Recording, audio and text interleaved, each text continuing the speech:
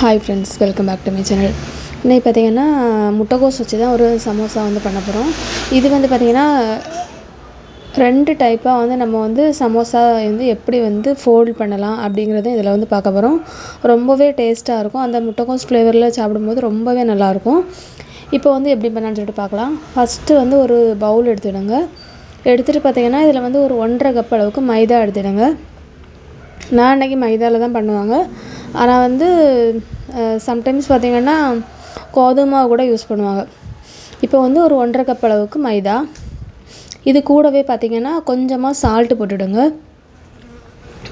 உப்பு போட்டுட்டு பார்த்திங்கன்னா ஃபஸ்ட்டு நம்ம நல்லா மிக்ஸ் பண்ணிடணும்.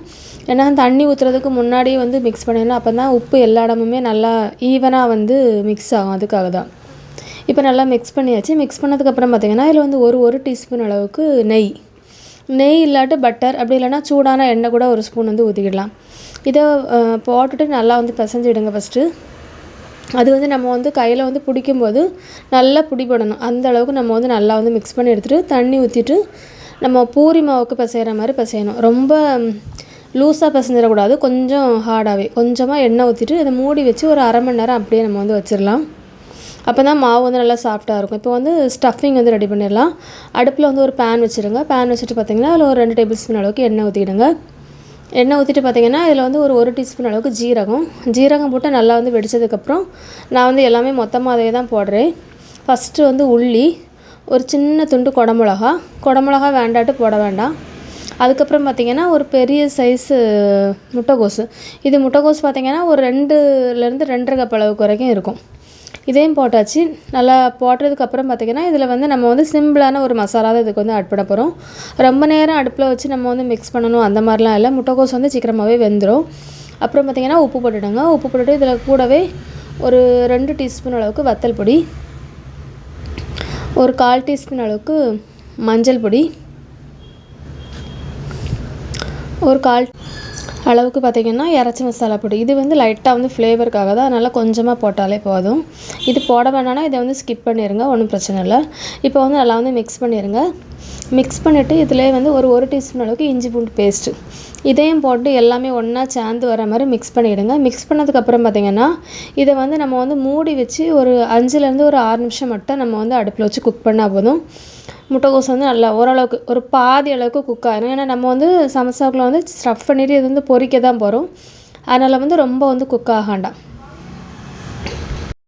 லாஸ்ட்டாக பார்த்திங்கன்னா இதில் ஒரு 3 டேபிள் ஸ்பூன் அளவுக்கு கடலை மாவு. இந்த கடலை மாவு போடும்போது தான் அந்த ஸ்டஃபிங்கோட டேஸ்ட்டே ரொம்பவே நல்லாயிருக்கும். இப்போ போட்டுட்டு அடுப்பை ஆஃப் பண்ணி அதை ஆற வச்சுருங்க. இப்போ இது பார்த்திங்கன்னா நம்ம சமோசா அந்த சீட் ரெடி பண்ணிட்டு பார்த்திங்கன்னா சைடில் நல்லா க்ளோஸ் பண்ணதுக்காண்டி இந்த மாவு ஒரு 2 டேபிள் ஸ்பூன் அளவுக்கு மைதா மாவு கொஞ்சமாக தண்ணி ஊற்றி நல்லா பேஸ்ட் மாதிரி கரைச்சி எடுத்துடுங்க. இப்போ இது அப்படியே இருக்கட்டும். இப்போ நம்ம சமோசா எப்படி ஃபோல்ட் பண்ணலாம் அப்படிங்கிறத பார்க்கலாம்.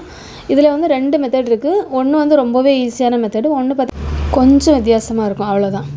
இப்போ கொஞ்சமாக மாவு எடுத்து நல்லா இதை தேய்ச்சி எடுத்துக்கிடலாம்.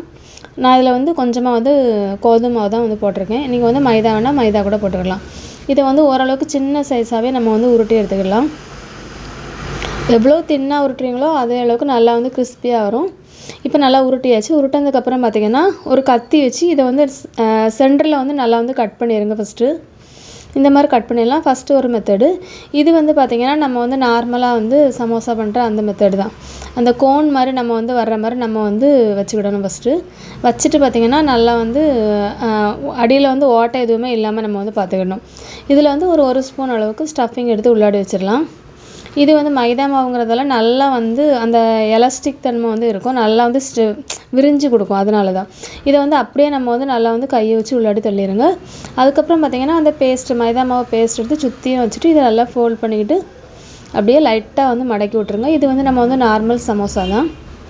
இப்போ இன்னொரு மெத்தடு. இது ரொம்பவே ஈஸியான மெத்தடு தான். நம்ம கட் பண்ணி வச்சுருந்தா அந்த ஷீட் எடுத்துக்கலாம். எடுத்துகிட்டு பார்த்திங்கன்னா இதில் ஸ்டஃபிங் எடுத்து சென்டரில் வச்சிடலாம். இது நம்ம சென்டரில் தான் வைக்கணும். அந்த ஓரத்துலலாம் வராத அளவுக்கு நம்ம பார்த்துட்டு வைக்கணும். இப்போ இது இந்த மாதிரி தான் ஃபோல்ட் பண்ணுறது. இதுக்கும் சுற்றி மைதா மாவு பேஸ்ட்டு எல்லாமே சுற்றி அப்ளை பண்ணிவிடுங்க. இப்போ எல்லாமே போட்டதுக்கப்புறம் நார்மலாக இதை க்ளோஸ் பண்ணால் போதும். இந்த பேஸ்ட்டு போட்டால் தான் அது நம்ம எண்ணெயில் பொரிக்கும் போது அந்த மசாலா எதுவுமே வெளியே வராமல் இருக்கும். அதுக்காக தான். இப்போ வந்து கூட கொஞ்சம் ஸ்டஃபிங் வச்சு அப்படியே க்ளோஸ் பண்ணிடலாம்.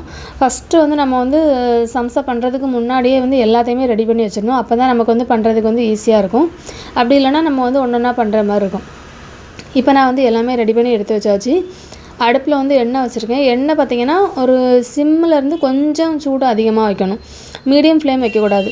ஏன்னா அந்த சம்சா வந்து நமக்கு வந்து அந்த எண்ணெயிலே வந்து நல்லா வந்து லோ ஃப்ளேம்லேயே குக் ஆனால் தான் ஆறுனதுக்கப்புறம் கூட கொஞ்சம் கிறிஸ்பியாக இருக்கும். அதுக்காக தான். இப்போ வந்து எல்லாமே எடுத்து போட்டுடலாம். போட்டுட்டு பார்த்திங்கன்னா ஒரு சைடு நல்லா குக்காகி அதுவே வந்து மேலே வந்து எழும்பி வரும். அதுக்கப்புறம் நம்ம வந்து திருப்பி போட்டுக்கலாம். இப்போ பார்த்திங்கன்னா ஒரு சைடு வந்து நல்லா வந்து குக் ஆகிட்டு அப்படியே நம்ம வந்து திருப்பி போட்டுக்கலாம். இது வந்து நல்லா வந்து கலர் வந்து கொஞ்சம் லைட் ப்ரௌன் கலரில் வந்து சேஞ்ச் ஆகி வரும். அவ்வளோ நேரம் நம்ம வந்து அடுப்புலேயே போட்டு பொரிச்சு எடுத்துகிட்டு அதுக்கப்புறம் நம்ம எடுத்தால் போதும், சூப்பராக இருக்கும். இப்போ எல்லாமே பொரிஞ்சிட்டு இதை நம்ம வந்து எடுத்துடலாம். நான் வந்து பார்த்திங்கன்னா டிஷ்யூ பேப்பரில் தான் எடுத்து வச்சேன். அப்படி இல்லைனா நம்ம வந்து ஓட்டையாக இருக்கக்கூடிய பிளேட்டோ அந்த மாதிரி எதுலையாவது நம்ம எடுத்து வைக்கலாம். சூப்பரான சம்சா வந்து ரெடி ஆகிட்டு. இது வந்து ரொம்பவே நம்ம வந்து ஈஸியான மெத்தடில் தான் நான் வந்து பண்ணியிருக்கேன். கண்டிப்பாக இந்த ரெசிபி வந்து நீங்களும் ட்ரை பண்ணி பாருங்கள்.